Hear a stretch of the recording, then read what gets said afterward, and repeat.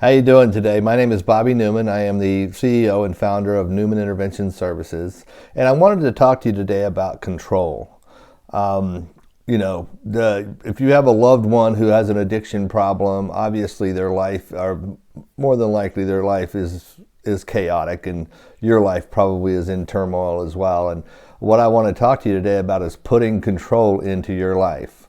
And that starts with you making a decision. You have to make a decision to be proactive, and simply picking up the phone or maybe looking on the internet or what have you is really, not, it's good, but it's not enough. I just had a call today from a woman whose son is, having trouble. He's 20 years old. He's been smoking marijuana. Actually, what they call it's the oil based off the THC that they pull out of THC. It's about 95% pure THC, and it's causing people to go psychotic. And then now she's found some pills that are some benzodiazepines that are also causing some major problems for him. And people will call and they'll be in distress and they'll be just frantic. At the same time, we're asking them to take measures to actually stop the problem, and they can't seem to do it. Their life is in such chaos and such confusion that they can't even take these little bitty small steps that we're asking them to do. Primarily, learning about what to do. My biggest success with families is when I'm able to sit down with them and actually teach them what to do, how to help, and on how to help their loved one get into a treatment program, and what to do while they're in the treatment program, and what to do when they come home from a treatment program. But the families that can't do that have very little chance of success. This woman, I've actually talked to her a couple of times this morning, and she's telling me how distressed she is, telling me how much her life is in chaos, and her son is just all over. Her son is controlling her life, and she can't do one small thing that I'm asking her to do. So it comes down with you making a decision and educating yourself about how to put control in on your life. And you have to start with yourself. You have to decide for yourself that you're going to stop this chaos and confusion. And I'll give you another example of a woman that I just helped. It started about 6 weeks ago with her son. And she didn't have a lot of help that she actually had. In her home, she didn't have a lot of help. I'll explain why in a minute, but the thing of it is that she did have some extended family that were willing to help and step in, and it gave her. These guys actually stepped in, and they did my intervention course that you can find on my website at newmaninterventions.com. It's about how to help a drug or alcohol addict get into treatment, and it goes over. It's got 20 years of experience packed into just less than 2 hours of video. But the point is she sat down and said, okay, I'm going to do this. I'm going to do something. I'm going to help my son. And she had support. She had a support team. And they all did the intervention course, and they were able to absorb the information, which is a fundamental thing. It's not things that I don't go over with family, but what I found out is they were able to absorb the information. And because if you can't even confront the information that you need to learn about how to help your loved one, the likelihood you're going to be able to help your loved one is not that great, because it's going to even be harder. So you have to start out with little bitty steps here.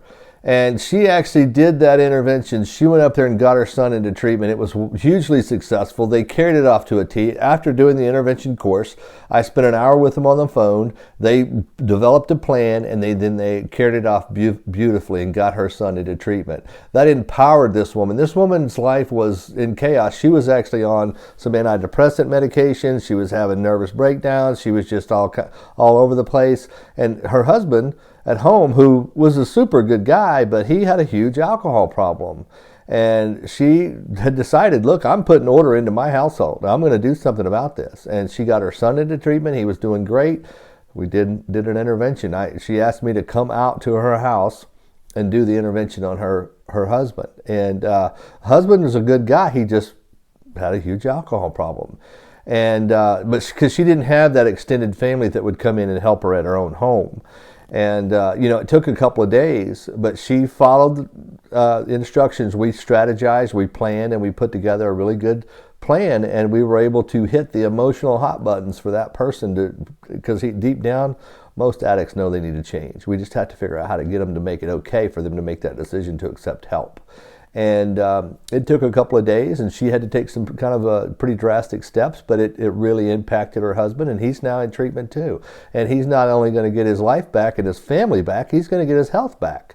And now this woman is going to work out how she can actually get her own health back, and she's going to start putting into her household. She had to make some agreements to,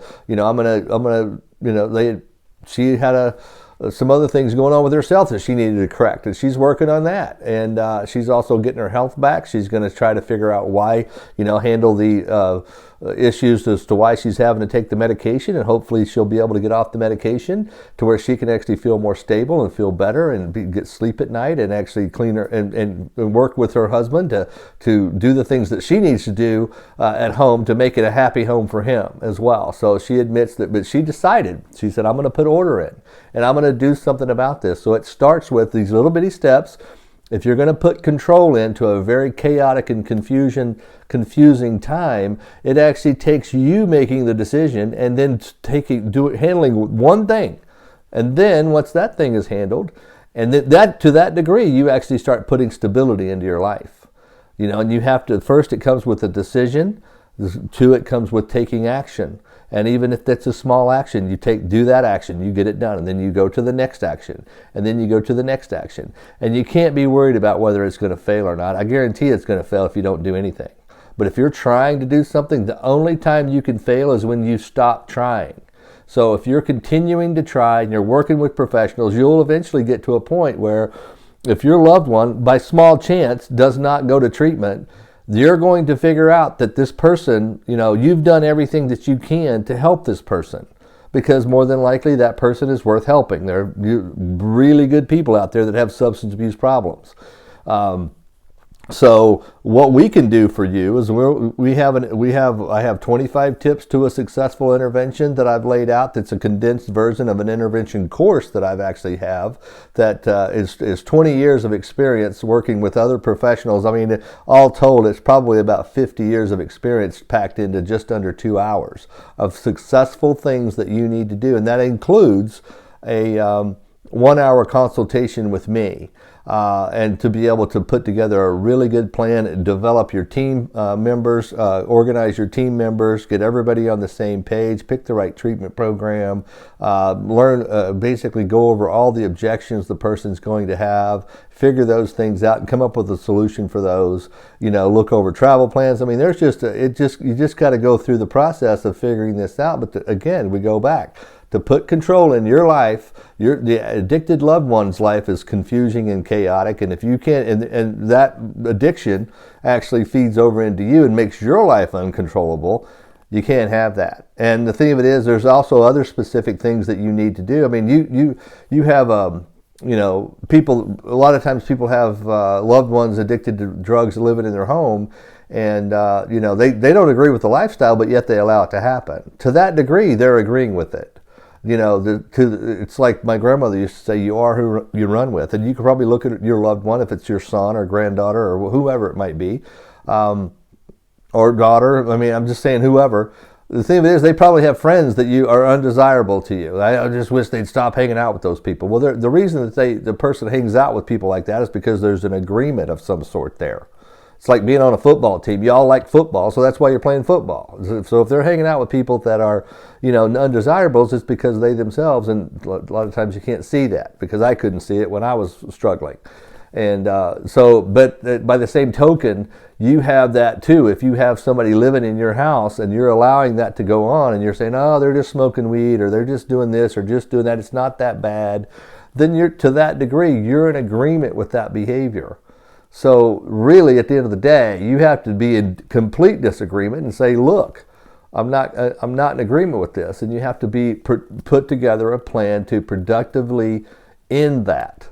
So let us help you. If you like us, give us a call at 866-989-4499. We'll be glad to help you any way that we can. Again, we've got 25 tips to a successful interventions that's free. I have an intervention course that's very inexpensive. And I also obviously do full-fledged interventions with a very high success rate with some very successful treatment programs.